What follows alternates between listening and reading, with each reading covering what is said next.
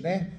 O juiz, o poder judiciário que é lento, que é ruim, é complicado. Semana passada atendi um advogado aqui na mentoria. Doutoras, o juiz colocou na sentença que o advogado atuou com erro esdrúxulo. Meu Deus. Ou seja, olha o problema que a gente tem. E se o cliente tem uma arma e comete um assassinato aí? De graça, né, gente? O povo tá tudo maluco, descontrolado, né?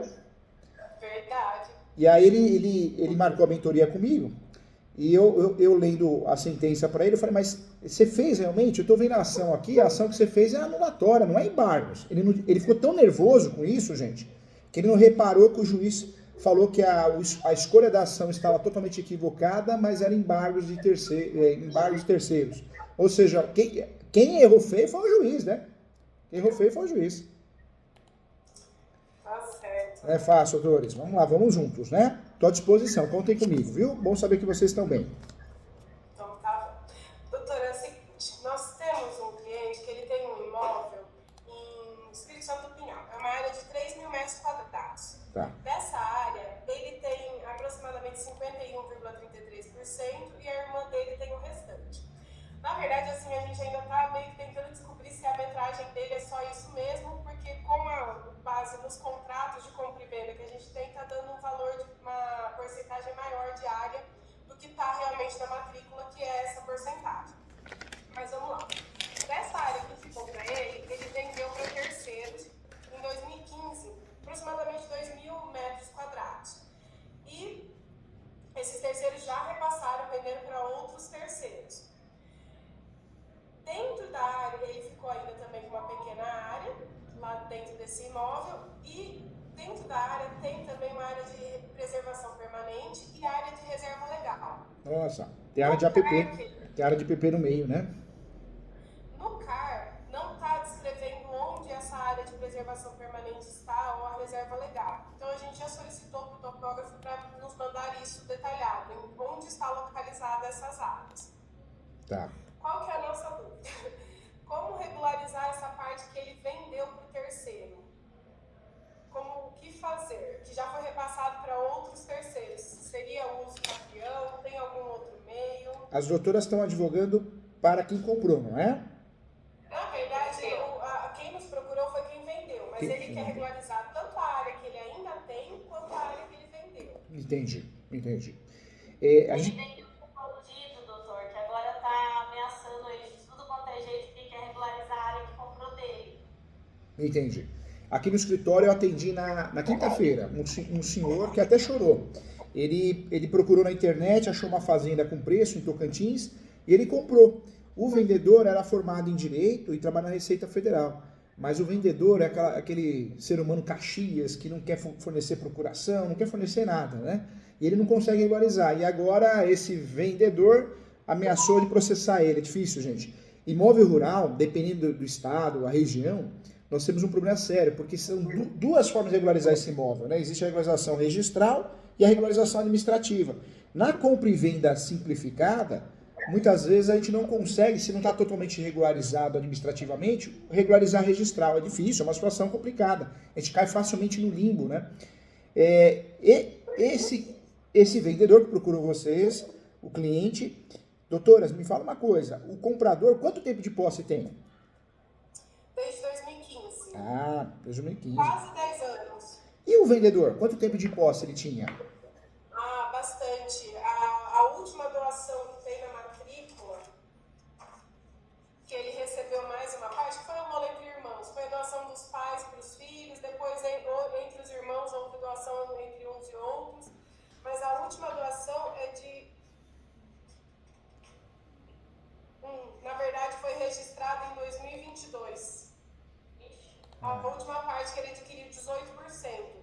Mas aonde ele tinha anterior os 33,33% é de 98%. Tá, 90, nossa, bastante tempo, hein? Então daria para fazer aqui, você vê. Nós estamos falando de 9 anos de posse. Ficou, para que a gente possa usar o uso capião do 1238, tem 36 espécies. Por que eu estou pensando no uso capião do 1238? Porque é o uso capião que permite até a má-fé, né? É mais fácil ganhar, as autoras conseguem ter mais facilidade, ter sucesso na demanda. Esse uso capião seria uma alternativa muito boa, mas teria que usar a tese da soma da posse. ou a posse complementar, ou as duas, né? A posse complementar é uma tese nova. O Superior Tribunal de Justiça decidiu que é possível somar a posse no decorrer do processo usucapião. Como o comprador tem a posse há 9 anos, esse usucapião no mínimo vai durar uns 2 anos, 2 anos e meio. Então, 2 anos e meio, vai conseguir, né? Sem depender do outro, do vendedor, vai conseguir provavelmente ganhar essa ação do usucapião.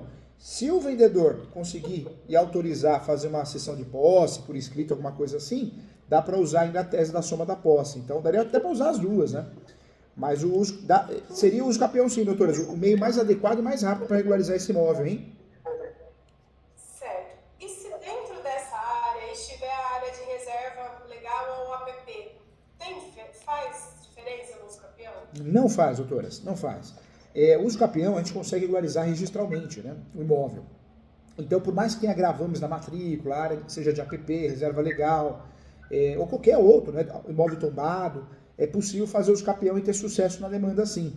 E o pior de tudo, né, a área rural ela é traiçoeira, porque o usucapião vai ter que fazer para conseguir se tornar proprietário registral, para depois correr atrás, com a matrícula em mãos, correr atrás da regularização administrativa. E aí, inclusive, doutoras, eu quero o bem de vocês, explica para o cliente isso, viu? Que as doutoras vão ajudar a entregar o quê? A regularização registral. Mas a regularização administrativa, eles vão ter que correr atrás lá na frente, e aí podem contratar as doutoras, ou podem contratar um engenheiro que faça esse serviço, entendeu? Que seria, o administrativo seria ITRK. ITRK, às vezes o cadastro, outros cadastros CECIR, né? Depende muito da região, mas todos os cadastros administrativos é uma regularização administrativa. E eu falo sempre isso em aula, por quê? Porque o cliente, às vezes, ele confunde, né? Ele acha que as doutoras fazendo o usucapião vai regularizar tudo. Não, as doutoras vão conseguir regularizar o principal, que é a regularização administrativa, mas o registral, eles vão ter que fazer depois, né? Certo. E no registral, será que dá problema essa questão da área permanente ou de reserva legal ou também dá para passar? O usucapião, independente do que a gente tenha, né, de situação fática, é a forma originária, fica para trás. Então, área de APP, preservação ambiental, matrículas com bloqueios, ou seja, não vai ter nenhum impedimento nesse sentido. Ele vai conseguir, as doutoras vão conseguir ganhar a ação porque é forma originária de adquirir propriedade. E depois vai conseguir regularizar administrativamente também? Vai porque o cadastro rural ele é complicado em algumas regiões. Você tem que ter o registro para depois você conseguir fazer a regularização administrativa. Se é uma pessoa que entende bem, né, o vendedor, ele entende, tem tudo cadastrado bonitinho, é mais fácil de conduzir isso e conseguir passar por nome do comprador, mas pelo jeito não é o caso não. Existem algumas situações, alguns apontamentos, né? Então acho que o usucapião cairia como uma luva realmente, hein, doutoras? O usucapião não de quem? Do José? O usucapião a gente vai fazer no nome dos compradores, né? E talvez utilizando a tese da soma da posse com a declaração do vendedor. Ficaria assim, seria um usucapião no nome do comprador, porque seria mais fácil, né, para a gente conseguir resolver o problema, evitar mais gasto. E aí as teses que nós vamos usar nesse usucapião é a soma da posse, que é a posse, um pouquinho da posse do vendedor, e a posse complementar, que é a posse no decorrer do processo do usucapião. Então nós vamos usar nesse usucapião, pelo menos aí 4 teses importantes. Anota aí, doutoras. O artigo 1238 do Código Civil, o enunciado 492 da quinta... 492, da Quinta Jornada de Direito Civil.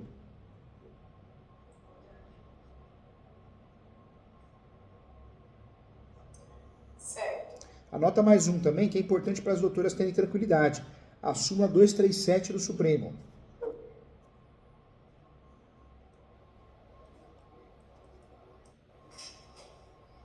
Certo. E anota também, esse é o mais importante, né? Porque nós vamos trabalhar em cima desse julgado. O STJ ele decidiu o quê? Que o prazo para o usucapião ele pode ser completado no decorrer do processo judicial. Então nós vamos trabalhar como tese no nosso usucapião, nós vamos trabalhar com o RESP 1361, RESP, recurso especial 1361, 226. Recurso especial 1361, 226.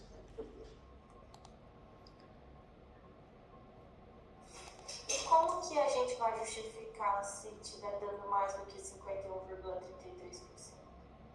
Esse uso capião, ele não tem limite de metragem. Essa é a grande sacada, né? Nós temos várias espécies que têm limite de metragem, 50 hectares no rural, 250 metros quadrados no urbano, mas esse uso capião não tem limite de metragem, não precisa de justo título e boa fé, não precisa, não é regra, pode até ter má fé, não que seja, mas pode, e o autor dessa ação do uso capião, ele também pode ter outros imóveis no nome, pode ter outras ações de uso capião. Então, por isso a gente está escolhendo esse 1238, porque a gente consegue se livrar de um monte de uso capião que acabaria nos prejudicando, entendeu? Aí, doutor, nós vamos contratar, então, um topógrafo, né, para fazer o mapa da área usucapita, correto? Correto. Na verdade, vai contratar o topógrafo, né, pode ser engenheiro, pode ser topógrafo, mas tem que fazer o georreferencial. Isso. Aí ele vai fazer o georreferencial da área que o cara que é bandido comprou do nosso cliente. Certo? Pra gente poder usucapiar. É isso aí. Vai ter que seguir a metragem que está no contrato, porque o cara não vai aceitar uma metragem menor. Aí segue a metragem que está no contrato, né? Isso, ok. Mas aí vai ter a área que vai sobrar. O José Luiz, que é o nosso cliente, vai ter que aceitar uma área menor para caber dentro da metragem da matrícula, da porcentagem da matrícula. Vai conseguir resolver isso? O uso capião tem um lado bom. O uso capião é uma forma originária de propriedade. Então, o que o topógrafo fizer e ele apresentar, o uso capião vai ser em cima disso. Então, por isso é muito importante essa topografia, o georreferencial, porque é exatamente essa área que, se ganhar a ação, provavelmente vai ganhar, vai se tornar de propriedade do comprador, entendeu? Não importa a metragem que vai estar no contrato, mas exatamente. A metragem real que está na fonte. É isso mesmo, é isso mesmo. Mesmo porque esse uso capião que as doutoras vão utilizar, ele é um uso capião que não exige justo título boa fé. Nós vamos até juntar esse contrato, mas não é exigência, não é requisito, né? Doutor, eu tenho outra dúvida. Da área que o José Luiz, que é o nosso cliente, que vendeu, ele fala que ele ainda ficou com uma parte, uma metragem pequena lá na chácara. Essa metragem dele, ele também pode fazer uso capião, sendo que ele está na matrícula como proprietário? Pode. Existe o chamado uso capião de coisa própria. O que é uso capião de coisa própria? Eu tenho a matrícula no meu nome, um percentual. Muitas vezes eu não consigo ter a totalidade por algum motivo e eu faço uso capião para atingir a totalidade da matrícula. É isso mesmo, pode fazer sim. E se essa área dele não for uma área conhecida, por exemplo, ele não sabe qual quadrado que é dele lá, junto com a irmã dele, porque na verdade é ela quem utiliza tudo, a gente teria que fazer alguma coisa antes? Se eles não chegarem num consenso entre eles? O ideal do uso capião é que seja tudo consensual, porque acaba sendo mais rápido, mais fácil de ganhar. Quando o uso capião se torna litigioso, por algum motivo, alguém se opõe, apresenta a contestação, se habilita como terceiro interessado, a gente vai ganhar do mesmo jeito, se tem os requisitos, se faz prova dos requisitos, mas o problema é que atrasa esse uso capião, né? Por isso o ideal é sempre não ter litígio. Se fosse possível ele comprar a posse, posso comprar a sua posse? Quanto você quer na posse? Ou seja, quanto mais consensual a transação, mais fácil da gente ganhar, entendeu? Certo. Mas vamos dizer que ele não consiga entrar no consenso com a irmã dele, para ele delimitar o que é dele. Tem alguma coisa que possa ser feita antes do uso capião dele, dessa partezinha que ficou para ele ainda? Não tem, na verdade, ele vai conseguir delimitar isso na prática registralmente no uso capião. Se ela, talvez a situação não for bem explicada por ele, para ela, ou eles não tiverem contato, ela pode se habilitar no processo, né? Falar, olha, eu não concordo que essa parte é minha. Aí dá para explicar, falando, não tá pegando a sua parte, essa parte aqui é minha, dá para conversar, talvez... Ela vai ser citada para apresentar contestação, né, doutor? Porque ela é confrontante. Mas na verdade ela é proprietária. E ela é confrontante tabular mesmo, né, gente? Sim. Entendi. Ela vai. Ou seja, eu não sei qual que é a postura que ele pode adotar. Conversar com ela antes para evitar, ou entra com o uso capião e a partir do momento que ela se habilitar, aí dá para pedir uma audiência de conciliação para explicar, né? Eu acho que não adianta conversar muito, não. Talvez a melhor situação era ingressar com a ação logo. Certo. Hora de agora pronto. Agora um ponto importante, doutoras. Esse uso capião, então ele vai ficar assim, a estrutura dele. vai ficar 1238, artigo 1238 do Código Civil, enunciado 492 da 5ª Jornada de Direito Civil, CNJ. Depois nós vamos ter a súmula 237 do Supremo. O uso capião vai ser usado como guarda-chuva, um escudo protetor. E aí nós vamos entrar o quê? No RESP 1361-226. E não pode deixar de lado, isso é importante também, eu acho que isso é fundamental também. Eu, se fosse possível, eu trabalharia com as duas teses, hein? Trabalha com 1243, que é a soma de posse, né? Porque as doutoras podem fazer o quê? Ó, estamos somando a posse e a posse complementar. Trabalha com as duas teses, para dar certa coisa, né? Caso esse terceiro, que ele vendeu para um terceiro, esse terceiro repassou. Eu não tenho certeza, eu vou ter que confirmar com ele se esse terceiro repassou para um só ou se ele picou essa área. Caso ele tenha picado, vai ter que ser cada comprador no seu picadinho, né? A soma de posse é muito boa. A gente consegue fazer os capião no nosso nome com um dia de posse. Só que também é muito traiçoeira, né? Por que traiçoeira? Porque você, na verdade, você não consegue somar a posse em efeito cascata. Você só consegue somar a posse com o antecessor. Então, quem vendeu tem a posse 10 anos, 15 anos, excelente. Agora, se quem vendeu tem a posse de meses, aí não adianta, né? Aí, de fato, doutoras, aí não adianta muito. Esse uso capião, eu oriento as doutoras fazendo o quê? Trabalhar com a posse complementar. Porque o cliente das doutoras tem a posse já há 9 anos. Então, nós estamos falando de 9 anos de posse. A posse complementar é essa decisão do RESP 1361-226. O Supremo Tribunal de Justiça chegou à conclusão, o tempo que durar a ação do capião, esse tempo não é perdido, esse tempo é somado. E aí as doutoras não vão ficar tão pendentes em relação à soma de posse. Porque se a gente parar para pensar, nós vamos precisar de posse complementar apenas um ano, né? Então a nossa chance de ter sucesso nessa ação é muito grande, não dependendo da soma de posse, porque a soma de posse é traiçoeira. A soma de posse ela é muito legal, eu consigo fazer os capião com um dia de posse. Mas se eu somar a posse com alguém que não tinha posse, eu corro o risco de perder, porque a gente assume os vícios, né? Eu falei do enunciado 492, mas tem um enunciado que é perigoso para chuchu, que é o enunciado 494. Esse enunciado 494 ele diz o quê?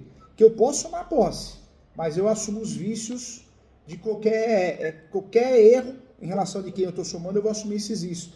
Então, é complicado, né? Eu prefiro muito mais usar a posse complementar do que a soma de posse. Dá para usar os dois, mas eu acho que focar na posse complementar é melhor.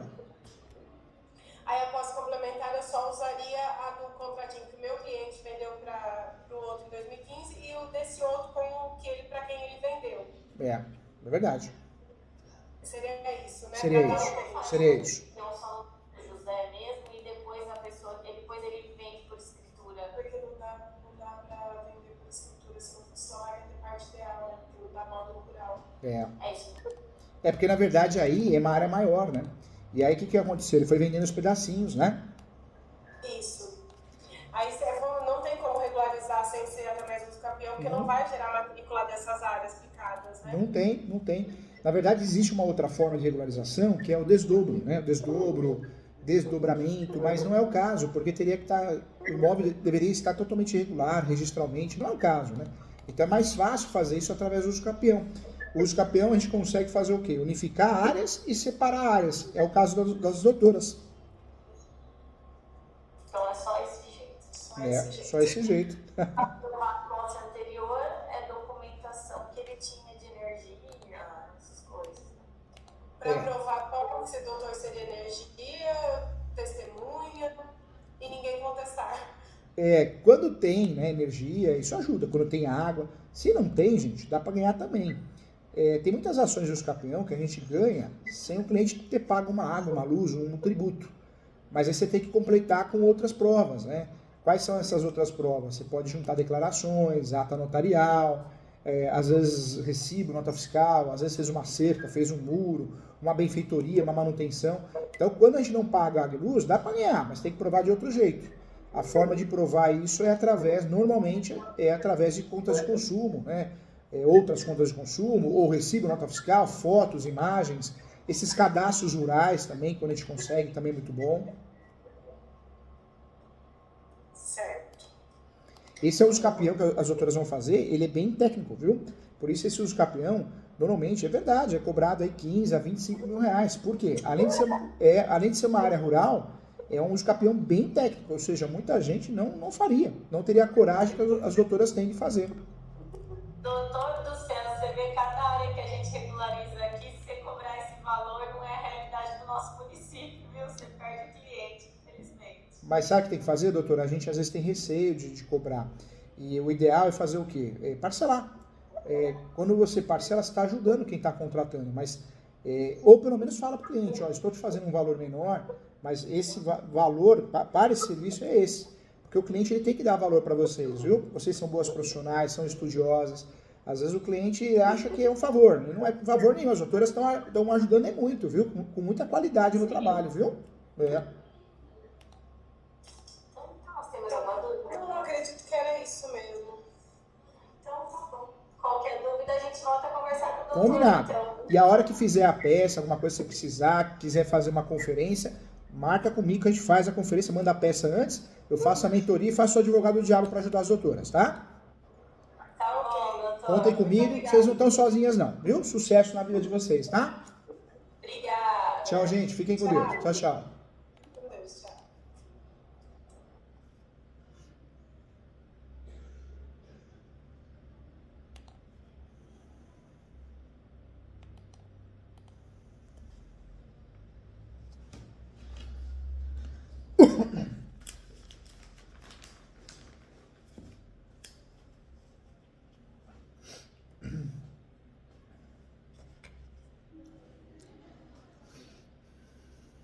Olá, doutor Hugo, tudo bem? Vamos tirar todas as suas dúvidas aqui. Mentoria é para isso, tá bom, doutor Hugo? Fica à vontade. Mais que o professor ganhou um amigo aqui, tá bom? Parabéns por estar fazendo a pós, né? Acho que é a segunda pós que você está fazendo. Comigo, né? Legal. Fica à vontade, tá bom? Pode explicar o caso prático do seu cliente. Tira todas as suas dúvidas comigo, estou aqui para te ajudar e corrigir a peça e entregar todas as teses, tá bom?